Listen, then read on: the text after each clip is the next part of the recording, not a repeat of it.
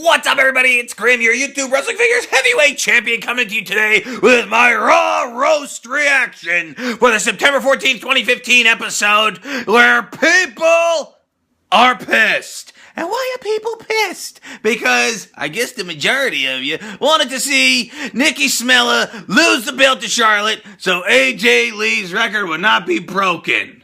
People, come on now. You think they're really going to allow the belt to be on Nikki Bella all this time just for her to lose hours before breaking the record?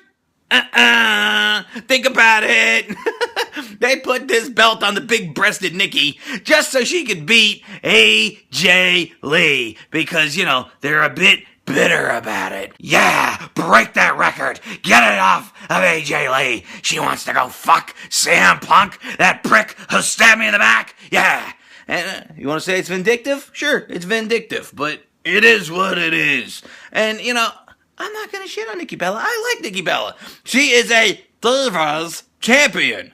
She's not the best wrestler in the world. Sasha Banks is the best female wrestler in the world right now. Everybody knows that. But Nikki Bella personifies Divas champion, in my opinion. And I have nothing wrong with it. She's not a bad wrestler. She's not the best, but she's pretty damn good. And you know what? And I think that she cuts a good promo. And you know what? I think that she has a great ass. And you know what? She also has nice tits. So I don't know why people have a problem looking at a sexy woman beating the shit out of other women every week. Why? Why? Charlotte's gonna get her bill in due time, I promise you. And I couldn't believe at the beginning of the show that the Authority announced that Sting is gonna wrestle for the first time ever on Monday Night Raw. Holy shit, oh my god, people are pumped, the tweets, the phone calls, everything's lighting up. Oh my god, Sting is gonna wrestle first time ever on Monday Night Raw. This is going to be grand, except for the fact that he's fighting Piss Break Big Show. And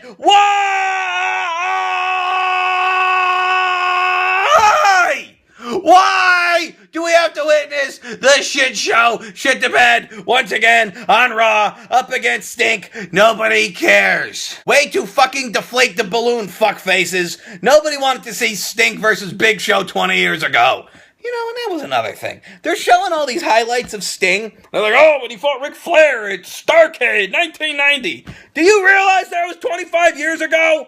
Most of your audience, parents haven't even been born yet. Too stupid? Oh, now Grim is fired up. Do you see the fucking flames shooting out of my face? I'm pissed. Why do they do this stupid stuff? I don't know. But, okay, so finally, out comes the Big Show to fight Sting. And why is Sting dressed like a slob?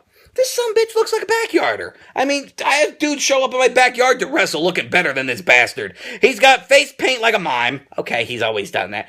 He's wearing a t-shirt. What does he have, man boobs?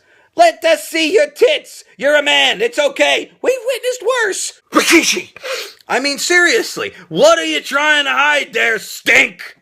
Take off your top and fight like a man. Apparently, the prick is embarrassed about appearing on television naked. Regardless, the match was a complete and utter what a waste. Because 2 minutes into the fight where all they did was punch each other, out comes Rollins to attack Sting. The match ends by DQ. But then the Big Show and Rollins start tearing the shit out of Sting. And who comes out for the save?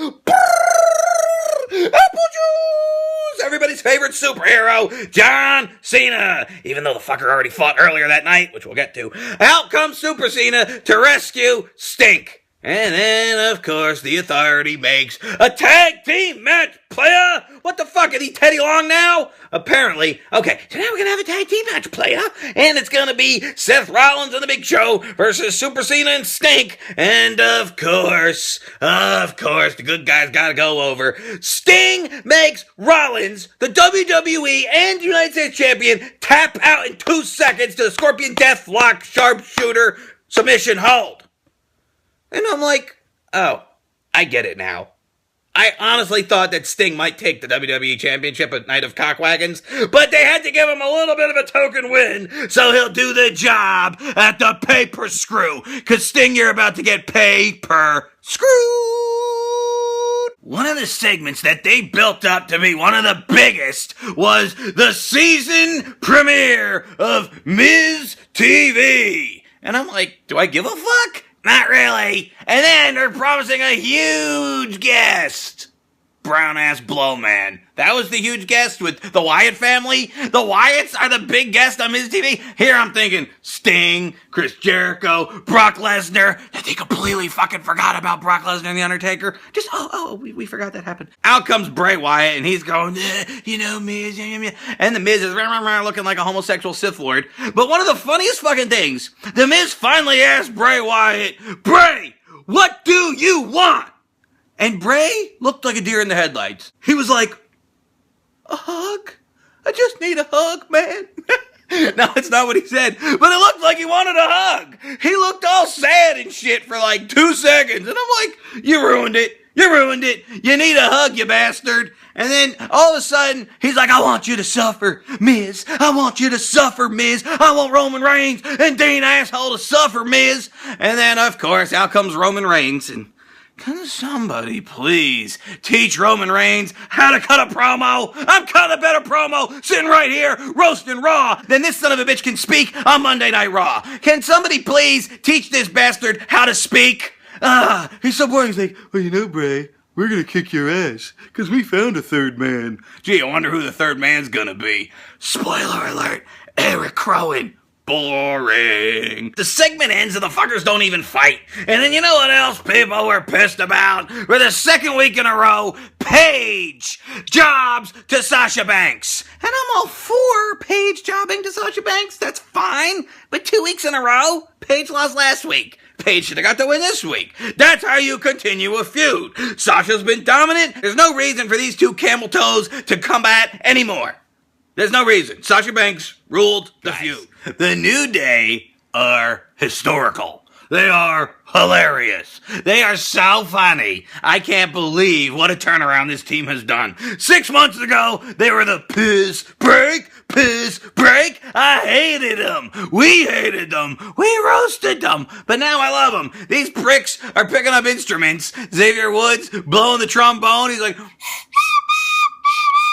Well, this is a fucking flute that my kids have, but I don't have a trombone. But Xavier Woods has a trombone, and he's playing Pink Panther. He's like, dun, dun, dun, dun. And then when Big E was like stomping a guy in the corner, he's like, priceless. They beat the primetime players to retain the tag team titles, and then out comes the Dudley Boys. And the Dudley Boys taunt them up on the stage. I'm gonna beat you. No, I'm gonna beat you. No, I'm gonna run. And apparently the titles are on the line at the pay-per-view coming up on Sunday. So we'll have predictions this Thursday right here on this channel. I don't know how funny you guys thought it was, but I thought it was pretty hysterical when Triple H started dancing with the New Day at the beginning during their opening monologue where they're all like, blah, blah, blah, blah, blah, blah, blah. You had Triple H standing there, New Day. Stephanie was doing it, and Triple H was like, all right, Steph, I'll join in New Day. It's a new day. And he was dancing around, and I found it hilarious. You know what was not funny? The fact that we had to witness John Cena fight Sheamus again. A rematch from 2010 when nobody gave a shit back then. Failed it. What the fuck were these two fighting for? I have no idea. Other than, hey, you know what the crowd's gonna like? Yeah, 2 of our big young bucks going out there and putting on a show. And we're gonna have this guy, John Cena. He's gonna win. We're gonna put him over because the crowd is really getting into this young up-and-comer. Yeah, and they put John Cena over Sheamus for no reason. It was too stupid. Sheamus is Mr. Money in the Bank. Mr. Fucker in the Bank, Mr. Fell in the Bank. The sumbitch should be winning matches. Well, he did beat Randy Orton 2 weeks ago, I guess. But why? It was fucking filler. And speaking of filler, how the fuck did they fill out the rest of the show? They did some shit with Neville and Stardust again. These fuckers have been feuding every week, Raw and SmackDown, for the last month and a half. Now they've added the Ascension and the Dusha Dragons, and they're gonna have a big 3-on-3 match at the Night of Cogwagons for no belt. Why have a match for no belt?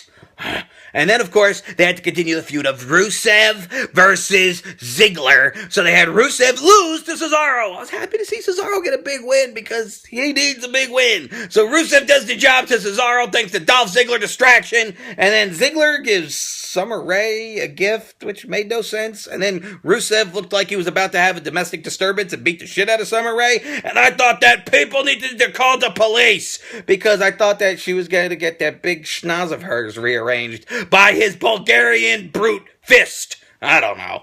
Well, I think that's about it. Oh, wait, Grimmy, you forgot to mention that the Miz botched talking about Night of Champions. They called it Hell in a Cell. Who cares? He's human. We all shit the bed once in a while, right? But I thank you guys for watching my Raw reaction, and I want to know, what'd you think of Raw? Did you think he shit the bed? Or did you just think it was another one of those episodes leading us into the pay-per-view, and that's what Raw was there to do, sell you the pay-per-view? Let me know in the comments below. And please like this video, leave a comment, subscribe for more. Grim out!